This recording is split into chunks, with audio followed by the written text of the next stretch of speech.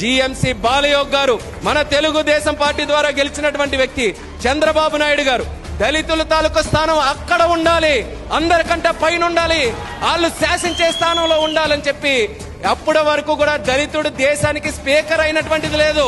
మొట్టమొదటిసారిగా ఒక ప్రాంతీయ పార్టీ నుంచి గెలిచినటువంటి ఒక వ్యక్తి దళితుడుగా ఆ రోజు కూర్చున్నారనంటే నందమూరి తారక రామారావు గారు, చంద్రబాబు నాయుడు గారు, అంబేద్కర్ గారి ఆశయాలు ఈ తెలుగుదేశం పార్టీ తాలూకా నరాల్లో ఏ రకంగా పనిచేస్తాయనేది అది ఒక ఉదాహరణ.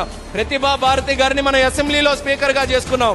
ఈ చిన్న రాష్ట్రంలో కాదు, ఉమ్మడి రాష్ట్రంలో ఆ రోజు కూడా రాజశేఖర్ రెడ్డి గారు లాంటి వ్యక్తులు, ఎంతో మంది మహానుభావులు కాంగ్రెస్ పార్టీలో ఉన్నా సరే సభా హక్కుల్ని గాని ఉల్లంఘిస్తే చెడుగుడు ఆడినటువంటి స్పీకర్ మన ప్రతిభా భారతి గారు.